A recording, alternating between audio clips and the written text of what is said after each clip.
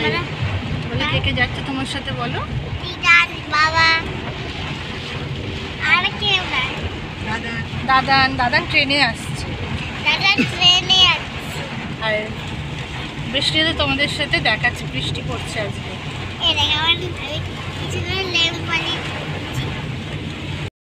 Hello friends, তো welcome back to my channel. তো প্রথমেই দেখলে আমার মেয়ে এই ব্লগটা স্টার্ট করেছে।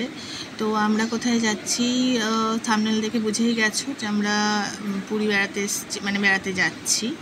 তো এখন গাড়িতে যাচ্ছি হচ্ছে শালিমার স্টেশন, আর ওখান থেকেই সাতটার সময় হচ্ছে আমাদের জগন্নাথে করে যাব। তো বাইরে প্রচুর বৃষ্টি পড়ছে আর বলছে নাকি ঝড় আসবে, তো তাই জন্য আমরা তাড়াতাড়ি করে বেরিয়ে পড়েছি। আর দেখো পৌঁছে গেছি এখানে, আর স্টেশনে এসে সবাই মিলে মানে বসে পড়েছি।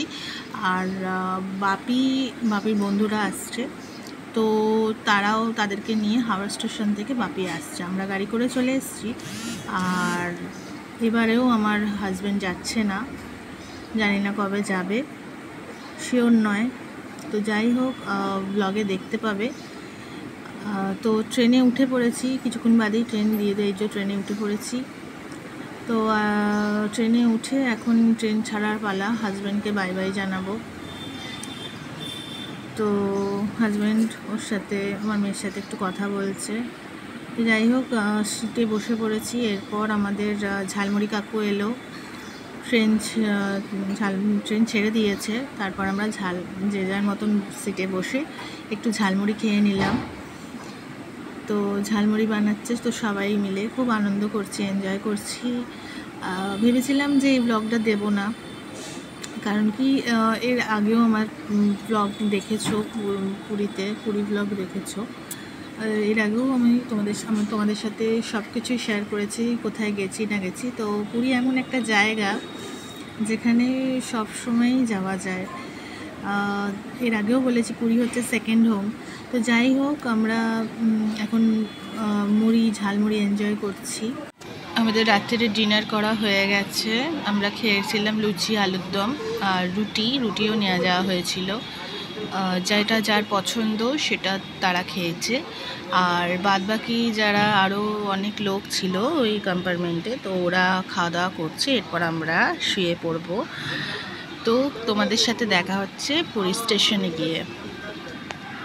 তো স্টেশন থেকে বেরিয়ে আমরা গাড়ি রিজার্ভ করে নিয়েছিলাম।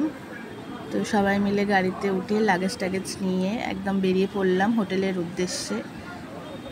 তো বাইরেকার দৃশ্য দেখো, যখন আমরা পৌঁছলাম তখন হচ্ছে 4:30 বাজে। আর স্টেশন থেকে বেরোতে ওই মোটামুটি ধরো না 4:45 হয়ে গেছিলো। আর হোটেলে ঢুকতে তখন 5:45। তো বাইরের দৃশ্যটা এতই ভালো লাগছিল, এই যে সমুদ্র দেখলে তো আর নিজেকে রাখতে পারছিলাম না, ভাবছিলাম যে কখন যাব। কিন্তু এখন ছোট বাচ্চা হয়ে গেছে, আগে তো পুরী আসলেই আগেই লাগেজ রেখে সমুদ্রের ধারে চলে যেতাম, কিন্তু এখন তো সেটা যাওয়া যাবে না। তো যাই হোক, হোটেলের লাগেজ রেখে ফ্রেশ হয়ে তারপর আমরা সমুদ্রে আসব। তো চলো সেটা তোমাদেরকে দেখাচ্ছি। তো হোটেলে পৌঁছে ফ্রেশ হয়ে আমরা বেরিয়ে পড়লাম সমুদ্রের উদ্দেশ্যে। আমি যাচ্ছি, আমাদের সাথে যে একটা বোন এসছে সেই বোন যাচ্ছে, আর আমার মেয়ে যাচ্ছে। আর যারা বাদবাকিরা যারা আছে বাবা মা, তারা রান্না করবে, তো সেই জন্য তারা পরে যাবে। তো আমরা ব্রেকফাস্ট করতে যাচ্ছি, আর ওরা ঘরেতেই ব্রেকফাস্ট করে নেবে। তো আমরা চলে এসেছি এখন বিচের ধারে। এই যে মেয়ে খুব বায়না করছে একটা খেলনা কিনবে বলে, তো ওকে একটা খেলনা কিনে দিয়ে আমরা বিচের ধারে যাব। তো এই দেখো সেই সমুদ্র, যার টানে বারবার চলে আসি।